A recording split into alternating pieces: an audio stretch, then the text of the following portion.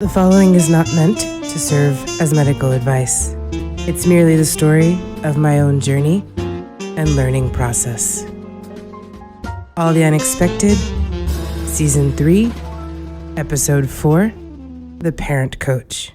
So I have the absolute distinct pleasure today of welcoming Sarah Carter, who is a parent coach. She is a former preschool teacher who has a Master of Science in Mental Health and Wellness with an emphasis on family dynamics, and is also a parent herself. And she is here to talk about the work that she does as a parent coach and to sort of offer some practical everyday tips. And I look forward to her wisdom and her advice. And so, welcome, Sarah. Thank you, Kimberly. I'm so happy to be here. So happy to be here. It's an honor to be featured on your podcast. Amazing. Thank you so much. Yeah, no, it was a funny thing. I think I saw a comment that you had made in a parenting Facebook group, got in touch ages and ages ago. I suppose we had a Zoom call, and I said, I can't wait to talk to her, and life happens. And so here we Yeah, are, right? And yeah. so did I sort of miss anything in the about you, right? So maybe tell us a little bit more about your story and how we get here. Yeah. Okay, so my daughter, I'll start with well, you mentioned that I was a teacher previously. I did preschool for about 4 or 5 years. And then I had my daughter, and I just had the opportunity to stay home with her and homeschool her. And I realized with her, and then my niece came, and I started homeschooling them, both of them, those first 5 years. And I realized the difference between parents, school, and home, and the connection that was missing. And it wasn't necessarily ABCs and one, two, threes. It was the issue of kids not knowing who they are, and then kids not being taught how to be aware of what's going on inside, how it affects them, and then processing through, I'll say negative emotions, but still, yeah, how to work through that in healthier ways, and then having a parent support versus sink or swim, being fed to the sharks. So fast forward to getting my master's and then going through like a blueprint parenting program, the business kind of birthed through that. And it is a Christian based, let me solicit to that. It is a Christian based organization. So it's like mixing faith and mixing learning together. I'm a firm believer of having the spiritual and the natural play a part. You can't just have one or the other. It's faith and works, right? So in creating the business, I had to think about what was the issue that children were missing. And they were missing like a lot of internal skills, emotional skills that parents were like, well, I don't know how to help them do this, because 9 times out of 10, Kimberly, we're the ones struggling with the same thing. We want to help our kids work through. So I'm kind of like the man in the middle, if you will, to kind of help the parents understand where the kids are coming from behavioral wise, and then how we can kind of bridge the gap. I'm a fun teacher. I'm big on games. I'm big on music and movement. I've always had fun. And then now I have outside of parent coaching, I have the privilege to help at my daughter's school and work with children with behavioral, emotion skills, character development, and problem solving. So I'm in the classroom, but not as a teacher this time. I just kind of get to help the kids become more acclimated with social skills and build their self-esteem too. So I'm just really here to help the kids learn how God made them special and unique, and that they can be confident in that and have their parents to support them. So in a nutshell, that's me.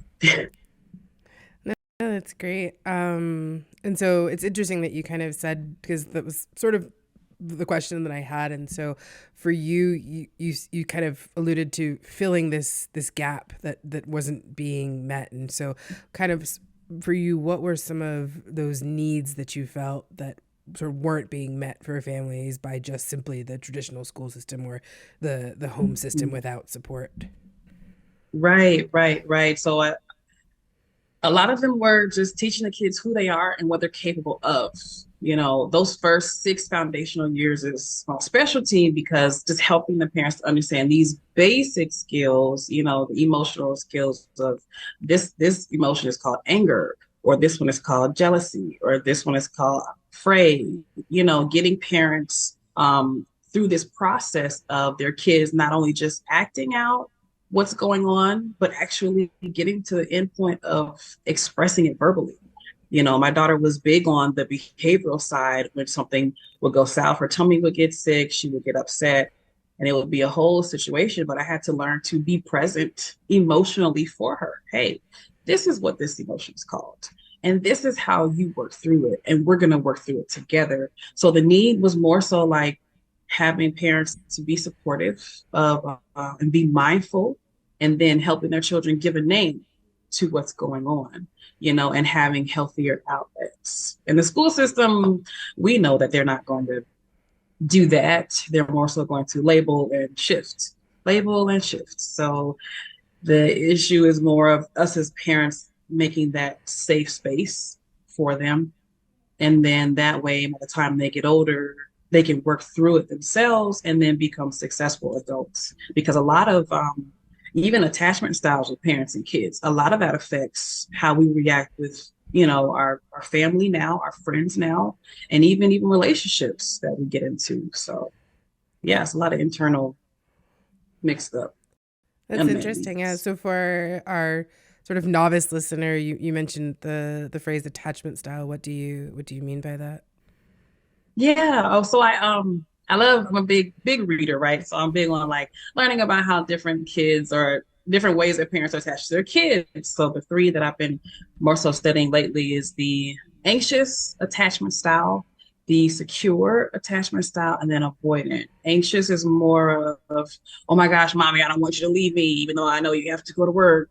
And then panicking while mommy is gone. Secure is more of, mommy, I know you have to do what you have to do. I'll be okay until you get back. And then avoidant is more of like, you left me, now you're back, and now I'm mad at you, and I'm gonna be angry at you and make you, punish. You know how kids get upset and they react. So learning how to help parents to get their attachment styles to more secure ones is where I'm striving for the most with the business. So it's interesting what you're saying about the different attachment styles, right? And that's an interesting sort of thing because there's twofold there, right? It allows you to understand that not every child's going to be the same. So even in the same family, right, you could have one anxious Yeah. child and one secure child, right? And that's a really, I think, great point for parents to really think about. I remember my mom saying, me going to preschool at 4 years old the first day, said, "Don't hold my hand; they'll think I'm a baby. All right, you can go now." It's just like, Right. you Right. are a baby. So, Right. what are do you have you thought of? Have you kind of formulated some ways in which parents might have to relate to those two styles differently? Is there a difference in approach, or the three styles As rather? far as like the three styles, Mm-hmm. um, for the basis, especially for those that preschool era, it's really all about purposeful play, and then music, and then really intentional conversations for the kids, and then for the parents, it's really just remaining calm. But we have triggers also, right? So when I talk about like playing with them purposefully, a lot of times I'll give my sister and my nephew are a really good example. He's like really busy and he's full of energy, and when he gets upset, it's like, God, and then she used to get mad back at him, and her getting upset, being triggered, right, would cause him to be more upset. So nobody was really calming down. He would get really anxious and really upset. But then I was telling her, I said, hey, instead of getting upset with him, I was like, you have to remain calm so that you can kind of set the tone, and then kind of rope him kind of back into making it a game. You know what I mean? So that way, this is how I'm feeling. How do you feel? And then you act it out with him. So you guys kind of make that safe space for him to express what's going on. And then it brought him from like this really anxious to a very calm and playful and eventual, mommy, I'm angry, I'm upset type of thing. For preschool, it's really those major things: purposeful play, intentional conversations, and then music, helping them to problem solve and then see that they're capable of doing it. For parents with multiples, especially, what they have to be aware of is their child's different reactions, not to compare them, but really just be intentional about finding those small moments to connect with that specific child. Just say you can't go be like Johnny. He's like, no, because then you're teaching them that they're not enough Yeah. and they won't ever be unless they change who they are. We're trying to teach them who they are and then bring that out Well, so they'll that's be great. So comfortable with it. that's a really interesting point, though, because you're saying um, you're able, with your own reactivity, your own emotional modification, to maybe shift some of these styles, right? And so that you end up actually able to shift the attachment style to something that is more secure and is sort of more at peace with the transitions and the Right, changes. right. Because you know who you're dealing with, and then you know the different personality types. What case in point, my daughter's, um, she's more analytical. She likes to be hit with facts so she can kind of calm down. My niece, on the other hand, I have to do physical. I have to rub her back, tell her it's okay. She's more extreme in her emotions. So it takes her a little bit longer to come back to.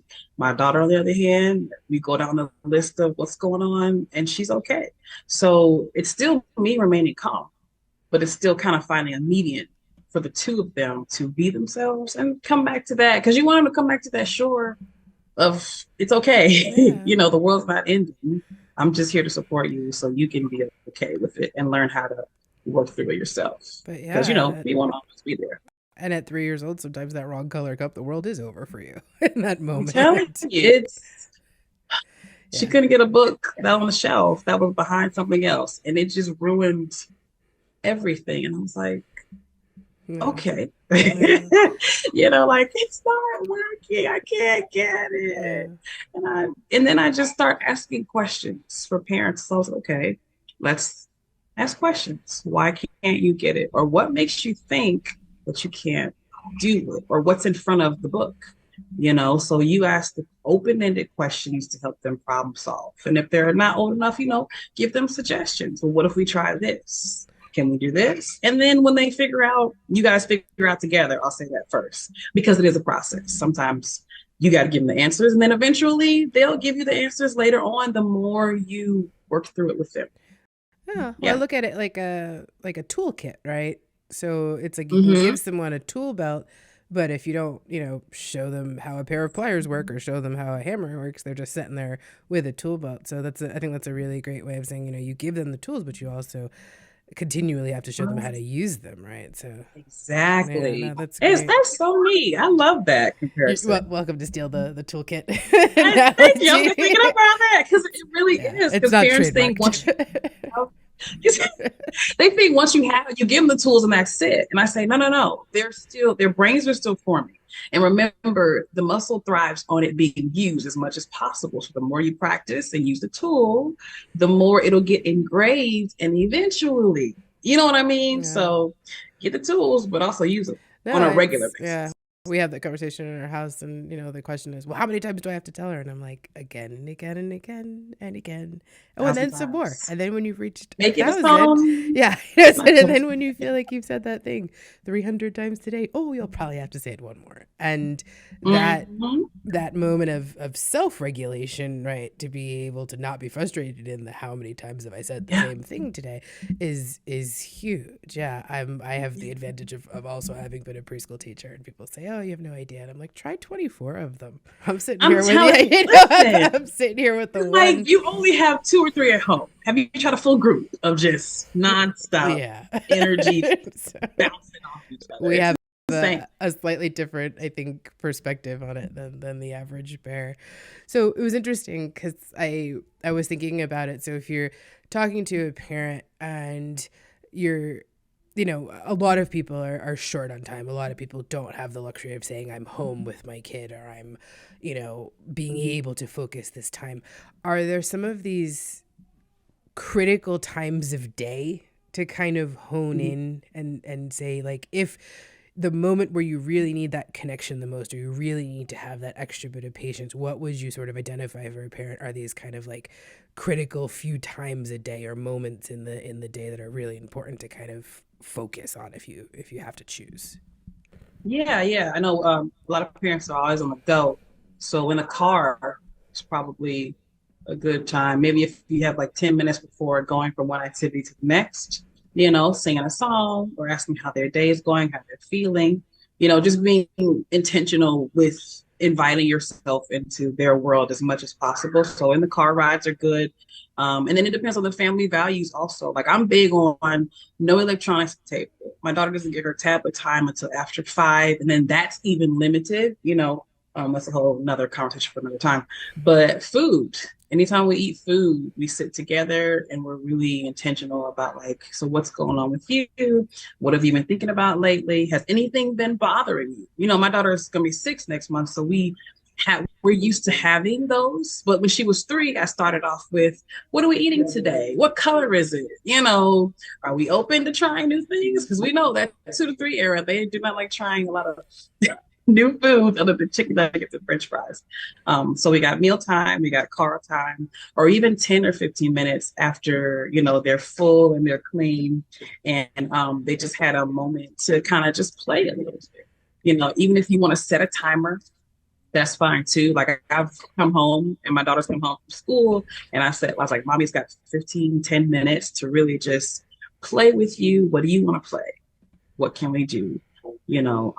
So it's all about parents knowing their schedules and their kids' schedules and then kind of just plugging in. Like I had a client who said, I got no time in the evening, but I have 10 or 15 minutes in the morning after I get my son before we head out the door. And I said, okay, use it, not necessarily for screens, but just for the two of you to connect. So it's morning time for 10, 15 minutes, evening food, when you guys eat together, car rides, or on the way to somewhere for on the go parents. Yeah, no, that's a great tip. And I think you often hear the question of, what'd you learn today?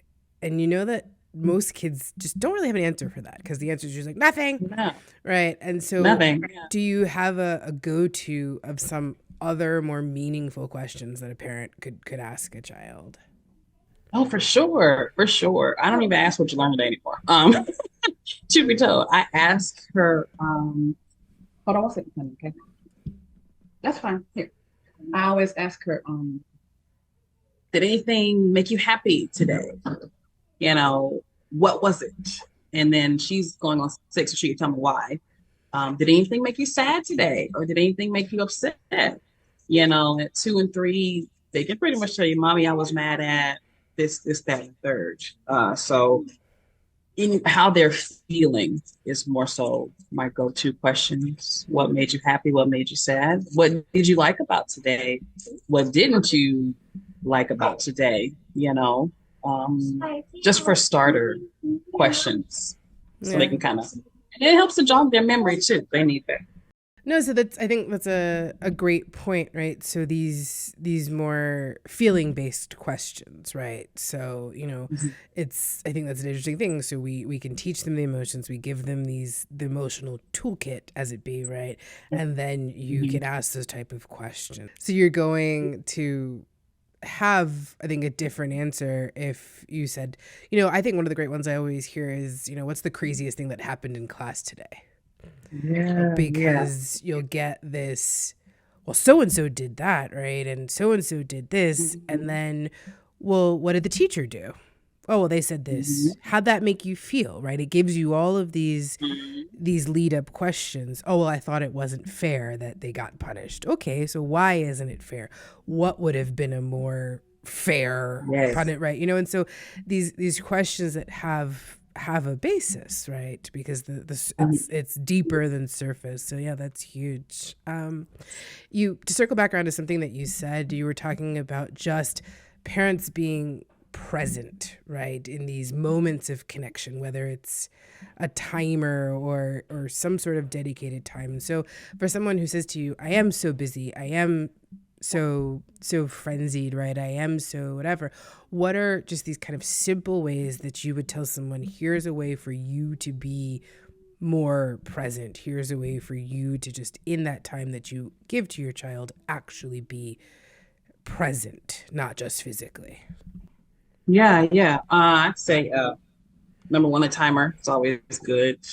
Put your phone face down away from you so you're not always circling back to look at it, but you know the timer is going. And then you say, think to yourself, like, how can I make the most of this present time with them? How can I show that I'm really interested or invested in this small window of 15 minutes? You know, because they're with teachers all day and they're our kids. So, but or even if you've had a rough day, just take a few minutes. Sometimes I'll sit with my daughter and I say, hey, let's take a few deep breaths together.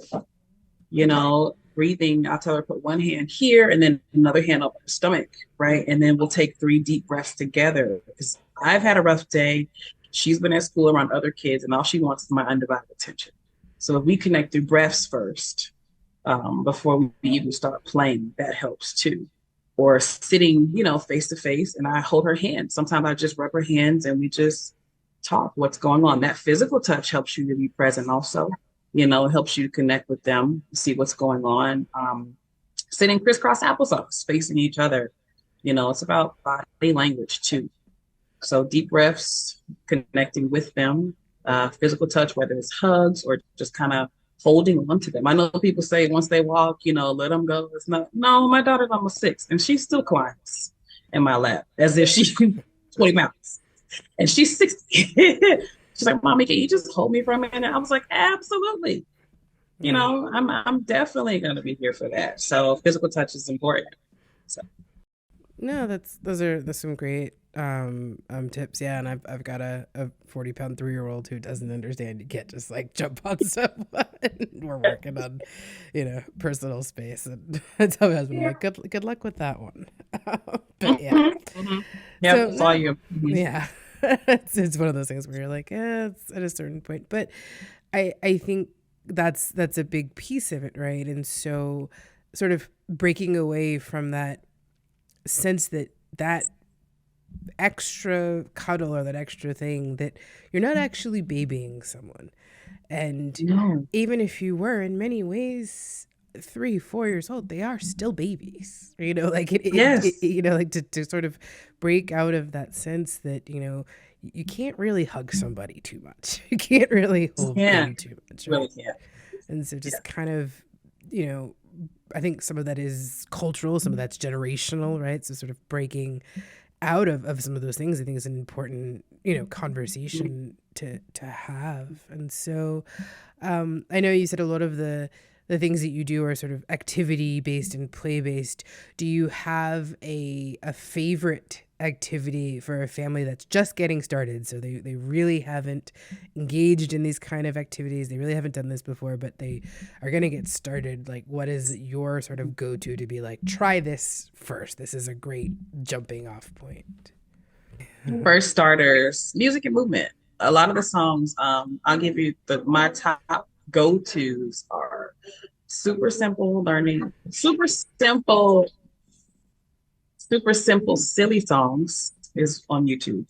The Learning Station is on YouTube. And then Jack Hartman is on YouTube also. A lot of their songs Apples are, and it can be bananas. educational. Yeah, and Yeah. they act out everything. So what I did every morning as a starter, for and even for new parents and new families, put it on the big screen.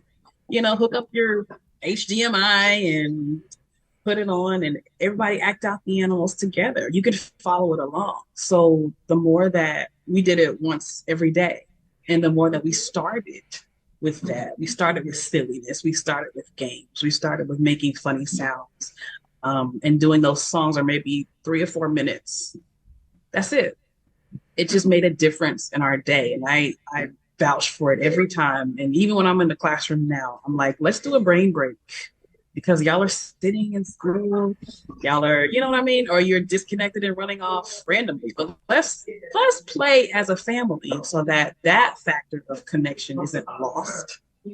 So for new families, they can start off with one song each day. It could be the same song for that whole week so that the kids get more proud, the more they do it. And then you can build on it from there. So that's a good go-to. Yeah, It's just starting with one. I love that. Yeah, so what we'll do is when we put the episode up, we'll put some of those links for people because they're great. And it was funny because I had funny story.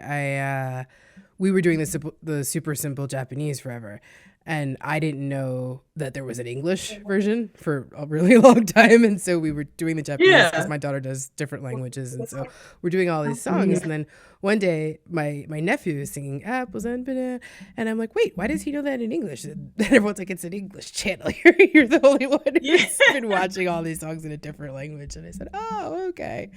And so yeah, it's a funny moment with the super simple. But yeah, we'll definitely put the links to those in the chat because it's great. Yeah, I love that. So just the music and the repetition and the dancing, and now she Yeah. makes her own versions of it. So we get the remix, and she goes, "I want to eat chocolate, chocolate." Yeah, Yeah, and that's what you want. You want the principle of what you're doing to carry over yeah, so that that they're understanding. And I think parents think that it's, because they're not educators like us, they're probably like, that doesn't seem very. I was like, well, the more you do it, you want to make sure that they're getting the concept. yeah, So if it carries over and if they start developing their own song with the same tempo, that means they're getting the principle of what yeah. you're teaching. Of rhyming and Yeah. rhythm, and it's also so basic. Yeah. So I was perusing your Insta and I saw this parents personal check-in little infographic, and I thought that was really great, and I was wondering if you could elaborate on it, and talk about sort of why the different steps are so important, because I think this is a great little Mhm. tool, and I just wanted to hear a little bit Thank more you. about why you like how you developed it or why you use it, and kind of what it helps a parent do.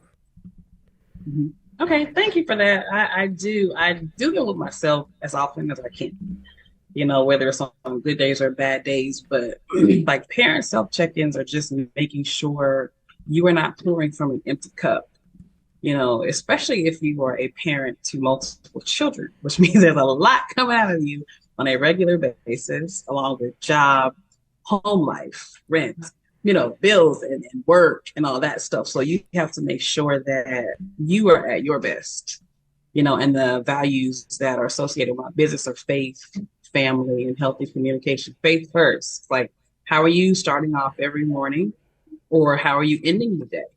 Or even if you have to take a break midday in the middle of the day, sometimes I have to stop and be like, okay, God, where am I emotionally? Where am I mentally right now? Where am I physically?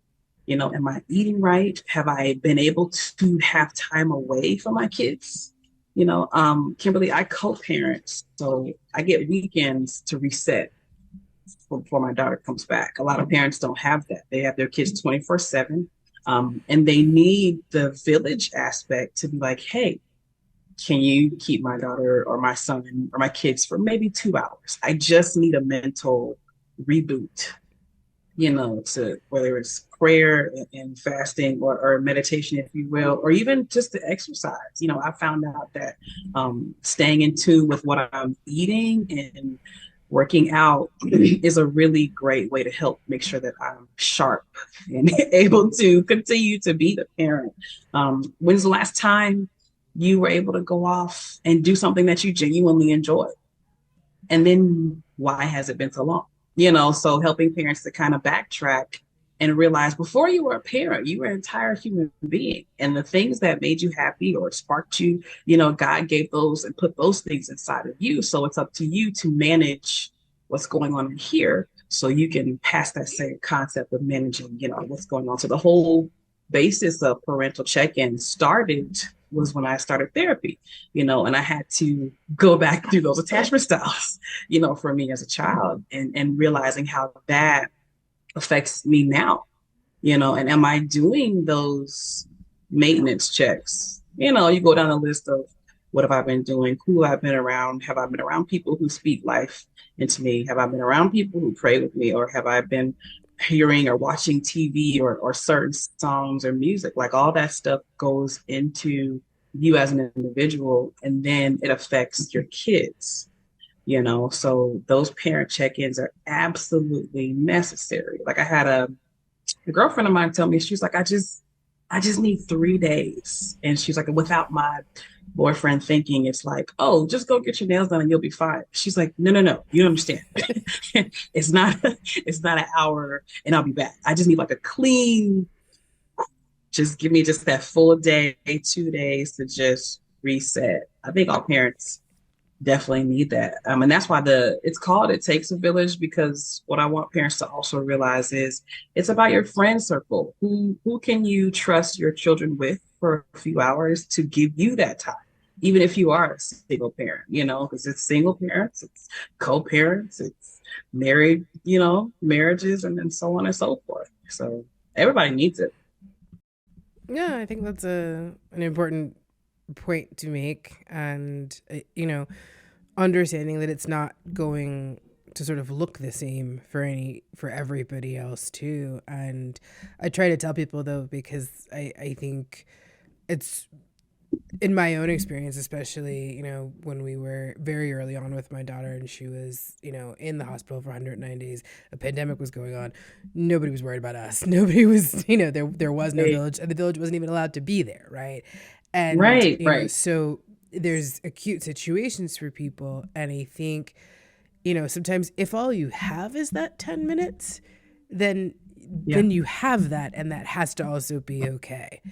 Because, yeah, frankly, as someone who lives very far from family with, a husband who's working in high season right now, when someone tells me, go away for 4 days, and I say, okay, well, that sounds fun, but I'm going to go sit by the river for, these 20 minutes on the way to the supermarket, and that's going to be what right. happens today. And we have to hold space for the fact that it can't look the same for everybody, right? In an ideal world, yes, we'd Right. all be, in the Caribbean for a week with our girls having a cocktail, right? Or Yeah, what it yeah, is. for But, sure, for sure. for some people, right, it is 10 minutes and it is just that reset, but the conscious reset of saying, Hmm. like, I am being aware.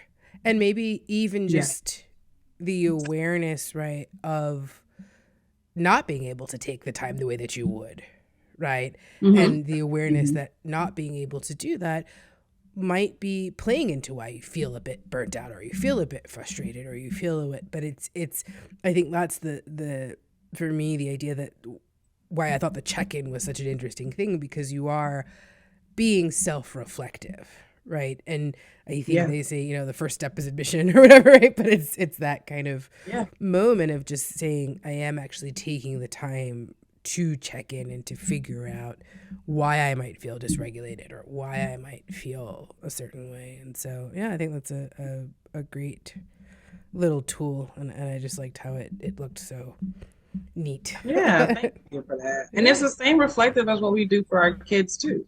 Like what was like you were saying earlier, what was the craziest thing that happened, or how did you feel about it? That's teaching them to self-check and reflect. So how can we pass that on if we don't practice it ourselves? Mm-hmm. Well, That's the and important thing. Like a lot of moms have like mom guilt, and they're like, "Well, I don't want to be away from my kids, and I'll be a bad parent." It's like, no, not at all. You're just taking, like you're saying, 20 minutes to breathe, and you come back. mm, You know, well, it's like when so you're in an it's airplane, important. right? You put your oxygen mask on first, so you can't save anybody else, right? It's Yeah, it's we kind of accept that analogy, but then, as a parent, you're made to feel like, well, you shouldn't do that, right? So it's like, well, which one is it, right, guys? Right? right, right. Which one are Let's pick a side. Pick a side. we really doing, right? Yeah. And so it's interesting because I think a lot of this has been, really giving both parents and children this space and this language to process and understand the emotions. And so, have you felt like when you start working with families, there's this aha moment, or do you have a lot of people just sort of really having never thought about it that way before? Is that something you encounter?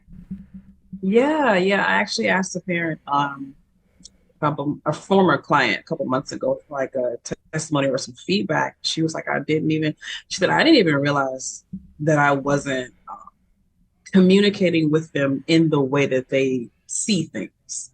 Like I believe it was more of trying to teach them how we learn versus seeing it, flipping the script, see it life through their eyes and see how stuff can be overwhelming, which is why they panic so quickly. And she was like, you really just helped me to be a calmer parent instead of being like, okay, hurry up, get this thing now. You know what I mean? And just kind of being like, no, they have a pace, and you have to help them continue those strides to becoming more emotionally aware of themselves and then emotionally aware of you and your impact on them. So I've definitely had that was her aha moment. She's like, I just didn't realize how anxious I was. So there's the anxious attachment stuff, right? So we were able to dive deeper about why it was that way for her. And I said, well, think about it. Your child is not going through the exact same scenario that you are going through, and they may or may not. And my colleague called it neurotypical and neurodivergent. They may have learning disabilities, they may not. At the same time, you still have to come like kind of outside of yourself to aware. That's the word. That's awareness, education, and transformation. Like it's all revolving. That was her aha moment. She's like, I just wasn't patient because I didn't understand. So yeah. Yeah, and a sort of willingness to evolve, right? Because I think that's the sort of thing, and to do so without guilt, right? No one's no one's saying you're Art. wrong. No one's saying you were a terrible parent. No one's saying, you messed up your whole kid. It's all irreversible, right? What we are seeing Yeah. is that you can grow, right? And you can grow with them and you can grow together. And I think that's a huge piece for parents, right? It's not a finger pointing. It's not, an accusation. It's not a, derision of everything you've ever done as a parent, right? But it's more Right. saying, right. Well, and because that's hard because, people are ego driven beings, right? So there is a sense of surpassing that. And so I guess maybe it's an interesting thing. So have you had many situations, and you don't have to sort of be specific, but where you've hit a wall with people because they're sort of taking it all so personally, and how do you sort of help them see that it's not an attack and it's not a judgment? That's a good one. Let's see. Um, it's more so about I've asked questions. I said, okay, you're upset and you're being defensive. I said, now we all know behind that defensive mode is kind of like that inner child not having voiced what's happened to us previously. And really asking parents like, well, why does this trigger you? What's really going on beneath the surface? And asking really intentional questions. Well, what makes you think that you feel so guilty or you feel, what I mean? So hard in this moment because like you were saying, it's about growth. It's not about perfection. It's not about an expected end. No, it's literally about you learning to be okay with what you're dealing with and then helping them also.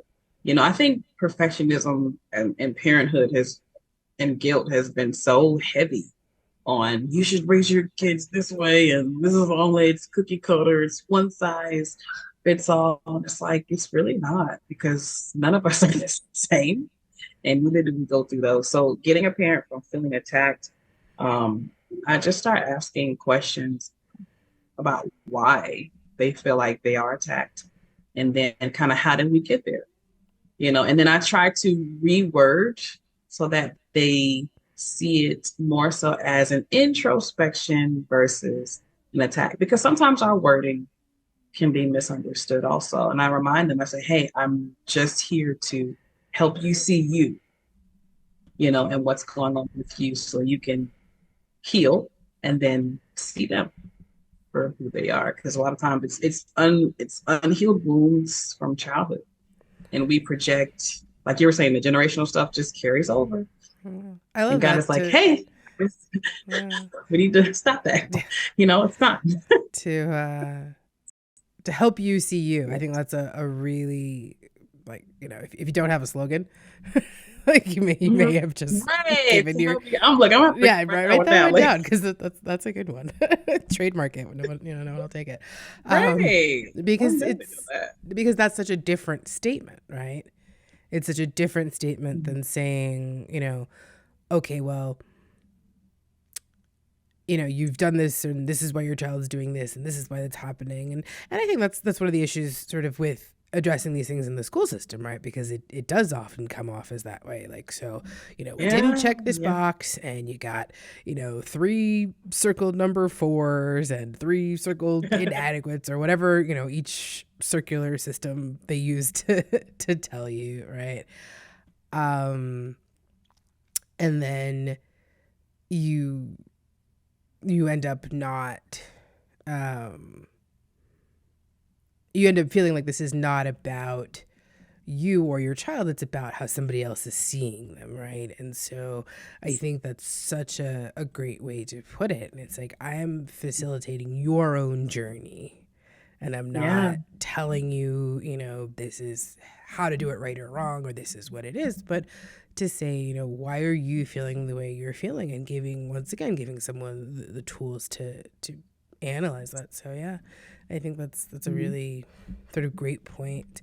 So my question to you, I guess, we'll talk a little bit about how people would find you and interact. And um, I guess, are things done virtually? Do you have a plan to maybe create a kind of go-to toolkit that someone could access on their own, and so what are the plans look like for you, and how do people interact and find you, and all of that fun jazz? Yeah. So the first way, right now I'm on Facebook and Instagram, and then I have an email also that I'll send to you to post for here. But you can find me on Facebook. It's Sarah P. Coach Carter. Yeah, And then Instagram is the same, but it's Sarah and then a period P. Coach Carter. it's And right on the screen usually I'm below just you as you talk, so they're into looking at it. it. Yeah, they're looking at it as I keyed you. They're looking at it as you're talking, so yeah, it's right there on the That's screen. great. Yeah, we're fancy over Yeah, so they can here. see me, they can do that. And then what I'll do is I'll just say, hey, do the basis of what's the biggest challenge, what's your goal, and then, basically give them an idea of how we're going to get there. And then we'll do a Calendly link, and I can do virtual. I have no problem doing virtual. I have no problem doing in person if it's locally in the area, because I'm in Atlanta, Georgia. I'm a people person, so of course I'm going to want to meet you and see how everything is going. One of my clients, our kids went to the same. They were in the same class, so we were just laughing about that. We're like, we didn't even know they were going to go to the same school. Um, but right now it's virtual for those if it's not in the local area, but it will progress. I'm making strides as we speak. So excited to find an actual building or even a space to just kind of host workshops, possibly for parents, whether it's one-on-one or in group settings, to kind of help us breathe and then just kind of reset for what to look for going forward. So the details are coming soon, but it is a process. You know, you gotta walk before you run. So we're trying to make sure that all the necessary steps are in place before we get like an actual space and then a building. Because the goal is, Kimberly, to have an actual building where parents can come for sessions. And then part of the building will be for parents and kids. And then the other part will just be parents, to kind of reset, refuel. All right, let's send the troops out. Everybody feels better now. We decompressed, breathed. We got our practical things to go home with us. So we say a prayer and keep it moving, and check ins are necessary. And That's I've learned, I will say amazing. one thing that I've learned is giving parents more time And then doing a more, because life is busy, so maybe 2 to 3 week check-in and say, hey, how you doing? How's it going? How have you been reacting? How have you been feeling lately? And how's the little one? How's it affected you guys' relationship? So Oh, yeah. that's great. I'm super excited to hear about the Sarah Carter Center or whatever. Yes, Yeah, I gotta right. figure out what to name it. Yeah, or the name that it takes on. That's super exciting. So sending all of the good energy, and as things continue to progress, check in and let us know, and we'll Yeah. shout it from the rooftops as well. And if we have to come to Atlanta for a ribbon cutting, we'll be there. Yeah, Right, so no, right. That would be so very, exciting. very Yeah. exciting. No, that's wonderful to hear. And so yeah, we will put all of Sarah's contact info in the sort of description of this episode, and also on the website, so you guys can get in touch, because I think it's one of those things that parenting takes a village, but it's also teamwork, and every team needs a coach, right? So it's a solid, Seriously. Seriously. it's a very useful thing. So no, I want to say thank you so much for having been with us today. It was such an enlightening discussion, and thank you all as always for listening. And so you can find Sarah Carter on Facebook and Instagram, and we'll post those links below as well as on the screen. And over here at All the Unexpected, we, as always, love to hear from you as listeners, as your questions and your comments, and we'll pass them along. You can find us at www.alltheunexpected.com and on pretty much any social you can think of. So Facebook, Instagram, YouTube, Pinterest, all of the Twitter, Yeah. all of Every the single. above. At All the Unexpected as well. And so thank you so much for joining us today again, dear listener, and have a lovely and blessed week.